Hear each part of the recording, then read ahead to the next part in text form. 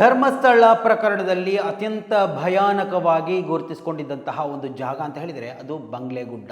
ಅಲ್ಲಿ ನೂರಾರು ಶವಶರೀರಗಳು, ಅಸ್ಥಿಪಂಜರಗಳು, ಬುರುಡೆಗಳು ದೊರಕ್ತಾ ಇದೆ. ಒಂದೇ ಒಂದು ಎಂಟ್ರಿಯಲ್ಲಿ SIT ಅಧಿಕಾರಿಗಳು ಹಲವು ಬುರುಡೆಗಳನ್ನು, ಹಲವು ಅಸ್ಥಿಪಂಜರಗಳನ್ನು ಅಲ್ಲಿಂದ ಕಲೆಕ್ಟ್ ಮಾಡಲಾಗಿತ್ತು. ಸೊ ಈ ಒಂದು ಬುರುಡೆ ರಹಸ್ಯ ಇಡೀ ರಾಜ್ಯದಾದ್ಯಂತ, ದೇಶದಾದ್ಯಂತ ಸುದ್ದಿ ಆಗಿದಂತಹ ವಿಚಾರ ಮಾತ್ರ ಅಲ್ಲ, ಈ ಒಂದು ವಿಚಾರಕ್ಕೆ ಸಂಬಂಧಪಟ್ಟು ಆ ಒಂದು ಬಂಗ್ಲೆಗುಡ್ಡೆ ಫಾರೆಸ್ಟ್ ಡಿಪಾರ್ಟ್ಮೆಂಟ್ಗೆ ಸಂಬಂಧಪಟ್ಟು ಕೆಲವೊಂದು ಮಾಹಿತಿಗಳನ್ನು RTI ಕಾರ್ಯಕರ್ತರು ಕೇಳಿದಂತಹ ಸಂದರ್ಭದಲ್ಲಿ ಯಾವ ಮಟ್ಟಿಗೆ ನಿರ್ಲಕ್ಷ್ಯವನ್ನು ಮಾಡ್ತಾ ಇದ್ದಾರೆ ಅನ್ನುವಂತಹ ವಿಚಾರಕ್ಕೆ ಸಂಬಂಧಪಟ್ಟು BLR ಪೋಸ್ಟ್ ನಿನ್ನೆ ದಿವಸ ಸ್ಫೋಟಕವಾದಂತಹ ಒಂದು ಮಾಹಿತಿಯನ್ನು ಕೊಟ್ಟಿತ್ತು. ನೋಡಿ, ಯಾರು RTI ಕಾರ್ಯಕರ್ತರು ಇಂತಹ ಒಂದು ವಿಚಾರಗಳ ಬಗ್ಗೆ ಮಾಹಿತಿಯನ್ನು RTIಯಲ್ಲಿ ಕೇಳ್ತಾರೆ, ಅವರಿಗೆ ಖಂಡಿತವಾಗಿಯೂ ಆ ಒಂದು ಮಾಹಿತಿಯನ್ನು ಕೊಡಬೇಕಾದದ್ದು ಅಧಿಕಾರಿಗಳ ಕರ್ತವ್ಯ. ಆದರೆ ಎಷ್ಟೊಂದು ನಿರ್ಲಕ್ಷ್ಯ ಅಂತ ಈ ಒಂದು ವಿಡಿಯೋದಲ್ಲಿ ನೀವು ಗಮನಿಸಿದ್ರೆ ಗೊತ್ತಾಗುತ್ತೆ.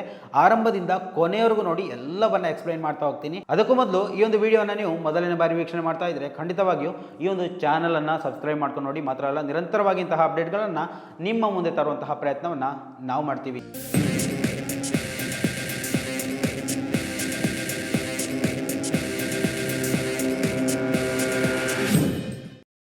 ಬಂಗ್ಲೆಗುಡ್ಡ ಎನ್ನುವಂತಹ ಆ ಒಂದು ಅರಣ್ಯ ಪ್ರದೇಶದ ವಿಚಾರ ಹೊರಗಡೆ ಬರುವಂಥದ್ದೇ ಧರ್ಮಸ್ಥಳ ಪ್ರಕರಣ. ಅಂದರೆ 39/2025 ಅಡಿಯಲ್ಲಿ ದಾಖಲಾದಂತಹ ಒಂದು ಪ್ರಕರಣದಲ್ಲಿ ಚಿನ್ನಯ್ಯ ಎನ್ನುವಂತಹ ವ್ಯಕ್ತಿ, ಮುಸುಕುದಾರಿಯಾಗಿ ಬಂದಿದ್ದಂತಹ ಒಂದು ವ್ಯಕ್ತಿ ದಾಖಲಿಸಿರುವಂತಹ ಪ್ರಕರಣದಲ್ಲಿ SIT ರಚನೆಯಾದಂತಹ ವಿಚಾರ ಎಲ್ರಿಗೂ ಗೊತ್ತಿರುವಂಥದ್ದು. ಈ ಒಂದು ಬಂಗ್ಲೆಗುಡ್ಡದ ರಹಸ್ಯವನ್ನು ನೋಡ್ತಾ ಹೋದರೆ ನಿಜಕ್ಕೂ ಭಯಾನಕವಾಗಿರುವಂತಹ ಒಂದು ಪ್ರದೇಶ. ಆ ಒಂದು ಪ್ರದೇಶದಲ್ಲಿರುವಂತಹ ಅಸ್ಥಿಪಂಜರಗಳು ಇರ್ಬೋದು. ನೋಡಿ, ಪ್ರಾಣಿಗಳು ಸತ್ತು ಬಿದ್ದರೆ ಯಾವ ರೀತಿಯಲ್ಲಿ ಅಸ್ಥಿಪಂಜರಗಳು ಅದೇ ರೀತಿ ಇರುತ್ತೆ, ಅದೇ ರೀತಿ ಮನುಷ್ಯ ಶರೀರದ ಅಸ್ಥಿಪಂಜರಗಳು ಆ ರೀತಿಯಾಗಿ ಬೇಕಾಬಿಟ್ಟಿಯಾಗಿ ಮೇಲ್ಪದರದಲ್ಲಿ, ಅರಣ್ಯ ಪ್ರದೇಶದ ಮೇಲ್ಪದರದಲ್ಲಿ ಸಿಗುತ್ತೆ. ಅಂದರೆ ಬುರುಡೆಗಳು ಸಿಗುತ್ತೆ. ಅಂದರೆ ಒಂದು ರೀತಿಯಲ್ಲಿ ಎಷ್ಟೊಂದು ಭಯಾನಕತೆಯನ್ನು ಮೂಡಿಸುವಂಥದ್ದು. ಮನುಷ್ಯನಿಗೆ ಬೆಲೆಯೇ ಇಲ್ವಾ? ನೋಡಿ, ಈಗಾಗಲೇ SIT ಅಧಿಕಾರಿಗಳು ದಾಖಲಿಸಿರುವಂತಹ 74 ಮಾಸ್ ಬ್ಯೂರಿಯಲ್ ಕೇಸ್ ಇದೆ. ಅಂದರೆ ಅಸಹಜ ಸಾವುಗಳು, UDR ದಾಖಲಾಗದಂತಹ ಸಾವುಗಳು, ಅಲ್ಲಿ ಏನು ಸಮಾಧಿ ಮಾಡಲಾಗಿದೆ ಅನ್ನುವಂತಹ ವಿಚಾರಕ್ಕೆ ಸಂಬಂಧಪಟ್ಟು ದೊಡ್ಡ ಮಟ್ಟದ ಅಪ್ಡೇಟ್ಗಳು ಇವಾಗ ನಡೀತಾ ಇದೆ. ಕೋರ್ಟ್ಗಳಲ್ಲಿ ಈ ಒಂದು ವಿಚಾರಗಳು, ಬೆಳವಣಿಗೆಗಳು ಸಾಗ್ತಾ ಇದೆ. 74 ಪ್ರಕರಣಗಳಲ್ಲೂ ಕೂಡ ತನಿಖೆ ಮಾಡಬೇಕು, FIR ದಾಖಲಿಸಬೇಕು. ಒಂದೊಂದು ಪ್ರಕರಣಗಳನ್ನು ಕೂಡ ಬೇರೆ ಬೇರೆಯಾಗಿ FIR ದಾಖಲಿಸಿ ಅದನ್ನು ತನಿಖೆ ಮಾಡಬೇಕು ಅನ್ನುವಂಥ ವಿಚಾರಗಳು ಇವಾಗ ಹೊರಗಡೆ ಬರ್ತಾ ಇರುವಂಥದ್ದು. ಸೊ ಅವುಗಳ ನಡುವೆ ಸಾಮಾಜಿಕ ಕಾರ್ಯಕರ್ತರು, RTI ಕಾರ್ಯಕರ್ತರು ಅವರೇನು ಮಾಡ್ತಾರೆ ಅಂತ ಹೇಳಿದರೆ, ಈ ಒಂದು ವಿಚಾರದ ಬಗ್ಗೆ ಬಂಗ್ಲೆಗುಡ್ಡ ರಹಸ್ಯವನ್ನು ಭೇದಿಸಲಿಕ್ಕೋಸ್ಕರ ಅಥವಾ ಅಲ್ಲಿನ ಬಗ್ಗೆ ಮಾಹಿತಿಯನ್ನು ಕಲೆ ಹಾಕುವ ಉದ್ದೇಶದಿಂದ ಆ ಒಂದು ಅರಣ್ಯ ಪ್ರದೇಶದಲ್ಲಿ ಅರಣ್ಯ ಇಲಾಖೆಯಲ್ಲಿರುವಂತಹ ಮಾಹಿತಿಗಳು, ಅಂದರೆ ಯಾವ ರೀತಿಯಲ್ಲಿದೆ, ಅಲ್ಲಿನ ವ್ಯವಸ್ಥೆಗಳು ಯಾವ ರೀತಿಯಲ್ಲಿ, ಯಾವಾಗ ಯಾವ ರೀತಿಯಲ್ಲಿ ಏನೆಲ್ಲ ಬದಲಾಗಿದೆ, ಇವುಗಳ ಬಗ್ಗೆ ಮಾಹಿತಿಯನ್ನು ಕೇಳಿ RTIಯಲ್ಲಿ ಅರ್ಜಿ ಹಾಕಿದರೆ ಆ ಒಂದು RTIಗೆ ಯಾವ ರೀತಿ ಸ್ಪಂದನೆ ಕೊಡ್ತಾರೆ. ನೋಡಿ, ಎಲ್ಲ ಮಾಹಿತಿಗಳು ಧರ್ಮಸ್ಥಳ ಪೊಲೀಸ್ ಸ್ಟೇಷನ್ ಇರ್ಬೋದು, ಅಥವಾ AC ಇರ್ಬೋದು, DC ಇರ್ಬೋದು, ಯಾರಲ್ಲಿ ಏನೆಲ್ಲ ಮಾಹಿತಿಗಳಿದೆಯೋ RTIಯಲ್ಲಿ ಅರ್ಜಿ ಹಾಕಿದಂತಹ ಸಂದರ್ಭದಲ್ಲಿ ಅದನ್ನು ಕೊಡಲೇಬೇಕು. ಆ ಒಂದು ಮಾಹಿತಿಯನ್ನು ಜನಸಾಮಾನ್ಯರಿಗೆ ಒದಗಿಸಲೇಬೇಕು. ಅದಕ್ಕೋಸ್ಕರನೇ RTI ಎನ್ನುವಂತಹ ಪ್ಲ್ಯಾಟ್ಫಾರ್ಮ್ ಇರುವಂಥದ್ದು. ಸೊ ಅಂತಹ ಪ್ಲ್ಯಾಟ್ಫಾರ್ಮಲ್ಲಿ ಹೋಗಿ ಅರ್ಜಿಯನ್ನು ಹಾಕಿದರೆ ಈ ಒಂದು ವಿಚಾರಕ್ಕೆ ಸಂಬಂಧಪಟ್ಟು, ಅಂದರೆ ಧರ್ಮಸ್ಥಳ ಕೇಸ್ನಲ್ಲಿ ಯಾವುದೇ ಮಾಹಿತಿಯನ್ನು ಕೊಡಲಾಗುವುದಿಲ್ಲ. ಅವೆಲ್ಲವೂ ಗೌಪ್ಯವಾಗಿರುವಂಥದ್ದು. ನೋಡಿ, ಅರಣ್ಯ ಇಲಾಖೆಗೆ ಸಂಬಂಧಪಟ್ಟಂತಹ ಒಂದು ಮಾಹಿತಿಯನ್ನು ಕೇಳಿರುವಂಥದ್ದು. ಹೆಸರು, ಊರು ಏನು ಬೇಡ, ಯಾರೋ ಒಬ್ಬರು ಅರ್ಜಿ ಹಾಕಿದರು, ಯಾರೇ ಆಗಿರಲಿ, ಇವಾಗ ನಾನೇ ಅಂತ ಅಂದ್ಕೊಳ್ಳಿ, ನಾನು ಅರ್ಜಿ ಹಾಕಿರುವಂತಹ ವಿಚಾರ, ಅದನ್ನು RTI ಅಧಿಕಾರಿಗಳು ಏನು ಮಾಡಬೇಕು ಅಂದರೆ ಅವರಲ್ಲಿರುವಂತಹ DC ಆಫೀಸಲ್ಲಿರುವಂತಹ ಮಾಹಿತಿ, AC ಆಫೀಸಲ್ಲಿ ಅಥವಾ ಬೆಳ್ತಂಗಡಿ ಪೊಲೀಸ್ ಸ್ಟೇಷನ್, ಇದು ಅವರಿಗೆ ಸಂಬಂಧಪಟ್ಟಂತಹ ಇಲಾಖೆಯಲ್ಲಿರುವಂತಹ ಮಾಹಿತಿಗಳನ್ನು ಕಲೆಕ್ಟ್ ಮಾಡಿ ಯಾರು ಅರ್ಜಿ ಹಾಕಿದ್ದಾರೆ ಅವರಿಗೆ ಕೊಡಬೇಕು. ಏನು ಮಾಹಿತಿ ಇದೆಯೋ ಅದನ್ನು ಕೊಡಬೇಕು. ಕೊಡೋದಕ್ಕೆ ಆಗೋದಿಲ್ಲ ಅಂತ ಹೇಳೋದಕ್ಕೆ ಬರೋದೇ ಇಲ್ಲ. ಇದು ಅಫಿಷಿಯಲ್ ಆಗಿ ಆನ್ಲೈನ್ ಮುಖಾಂತರ ಪಡೆದುಕೊಳ್ಳಬೇಕಾದಂತಹ ಮಾಹಿತಿಗಳು. ಯಾವುದೇ ವಿಚಾರಗಳಿರಲಿ, ಸಾರ್ವಜನಿಕವಾದಂತಹ ವಿಚಾರಗಳು, ಸಾರ್ವಜನಿಕ ಹಿತಾಸಕ್ತಿಗಳಿಗೆ ಸಂಬಂಧಪಟ್ಟಂತಹ ವಿಚಾರಗಳು, ಯಾರಾದರೂ ಅರ್ಜಿ ಹಾಕಿ ಕೇಳಿದಲ್ಲಿ ಅದನ್ನು ಕೊಡಲೇಬೇಕು ಅಂತಹ ಮಾಹಿತಿಗಳು. ಸೊ ಇಲ್ಲಿ ಏನಾಗುತ್ತೆ ಅಂತ ಹೇಳಿದರೆ, RTI ಅಧಿಕಾರಿಗಳು ಧರ್ಮಸ್ಥಳ ಬಂಗ್ಲೆಗುಡ್ಡೆಗೆ ಸಂಬಂಧಪಟ್ಟಂತಹ ಅರಣ್ಯ ಇಲಾಖೆಗೆ ಸಂಬಂಧಪಟ್ಟಂತಹ ಕೆಲವೊಂದು ಮಾಹಿತಿಗಳನ್ನು ಕೊಡೋದಕ್ಕೆ ಆಬ್ಜೆಕ್ಷನ್ ಮಾಡ್ತಾರೆ, ಕೊಡೋದಕ್ಕೆ ಬರೋದಿಲ್ಲ ಅಂತ ಹೇಳ್ತಾರೆ. ಆ ಒಂದು ಸ್ಕ್ರೀನ್ಶಾಟನ್ನು ಕೂಡ ಇಲ್ಲಿ ನಾನು ಸ್ಕ್ರೀನಲ್ಲಿ ಹಾಕ್ತೀನಿ. ನೋಡಿ, ಯಾಕೆ ಬರೋದಿಲ್ಲ ಅಂತ ಪ್ರಶ್ನೆ ಇವಾಗ ಉದ್ಭವ ಆಗ್ತಾ ಇರುವಂಥದ್ದು. ಅಂದರೆ ಅಲ್ಲಿ SIT ತನಿಖೆ ನಡೀತಾ ಇದೆ. ಸೊ ಆ ಒಂದು ಸಂದರ್ಭದಲ್ಲಿ ತನಿಖೆ ಇವಾಗಲೂ ಕೂಡ ನಡೀತಾ ಇರುವಂತಹ ಸಂದರ್ಭದಲ್ಲಿ ಆ ಒಂದು ಕಾರಣಕ್ಕೆ ಕೊಡಲಿಕ್ಕೆ ಸಾಧ್ಯ ಇಲ್ಲ ಅನ್ನುವಂತಹ ಉತ್ತರ ಕೊಟ್ಟಿರುವಂಥದ್ದು. ಸೊ ಈ ಒಂದು ವಿಚಾರ ನಿಜಕ್ಕೂ ಈ ಒಂದೆರಡು ದಿವಸ ಆಯಿತು ಸಾಮಾಜಿಕ ಜಾಲತಾಣದಲ್ಲಿ BLR ಪೋಸ್ಟ್ ಅನ್ನುವಂತಹ ಡಿಜಿಟಲ್ ಮೀಡಿಯಾ ಪ್ರಸಾರ ಮಾಡಿರುವಂಥದ್ದು.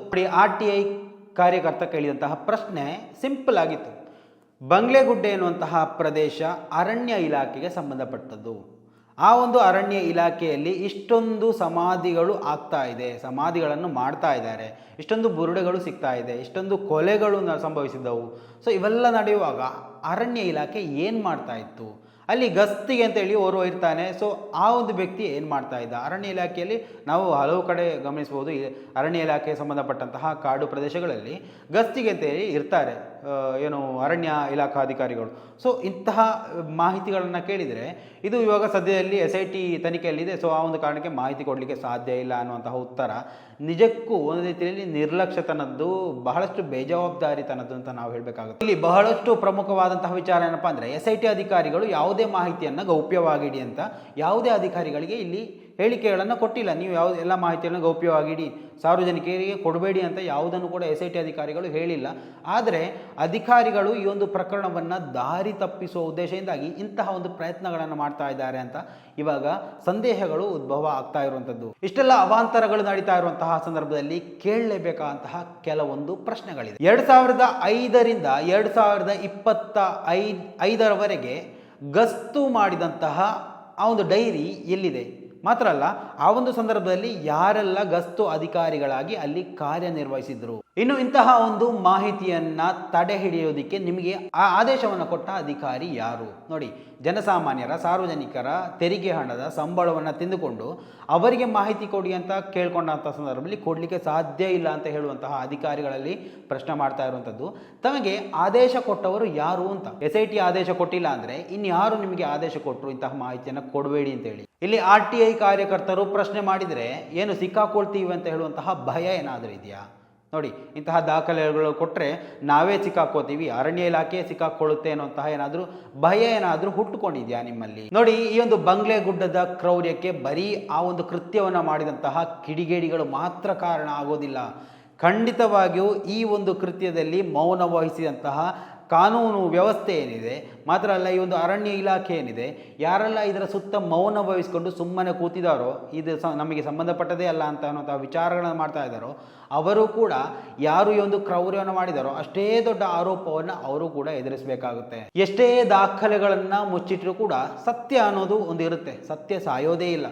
ಸುಳ್ಳು ನೋಡಿ, ಸುಳ್ಳು ಮನೆಯಿಂದ ಹೊರಗೆ ಹೋಗಿ ಉರುಡಿ ಸುತ್ತಿ ಬರುವಂತಹ ಸಂದರ್ಭದಲ್ಲಿ ಸತ್ಯ ಆ ಒಂದು ಮನೆ ಬಾಗಿಲು ದಾಟಿರುತ್ತಂತೆ. ಅದೇ ರೀತಿ ಆಯಿತು. ಸೊ ಸತ್ಯ ಮನೆ ಹೊರಗಡೆ ದಾಟುವ ಸಂದರ್ಭದಲ್ಲಿ ಸುಳ್ಳು ಇಡೀ ಊರು ಸುತ್ತಿ ಬಂದಿರುತ್ತೆ. ಅದೇ ರೀತಿಯಲ್ಲಿ ಇವಾಗ ನಡೀತಾ ಇರುವಂಥದ್ದು. ಏನೆಲ್ಲ ಬೆಳವಣಿಗೆಗಳು ಆಯಿತೋ, ಏನೆಲ್ಲ ಆರೋಪಗಳು ಪ್ರತ್ಯಾರೋಪಗಳು ಬಂತೋ ಅವೆಲ್ಲವೂ ಜಸ್ಟ್ ಸ್ಯಾಂಪಲ್ ಅಷ್ಟೇ. ಸತ್ಯ ಇನ್ನೂ ಹೊರಗಡೆ ಬಂದಿಲ್ಲ.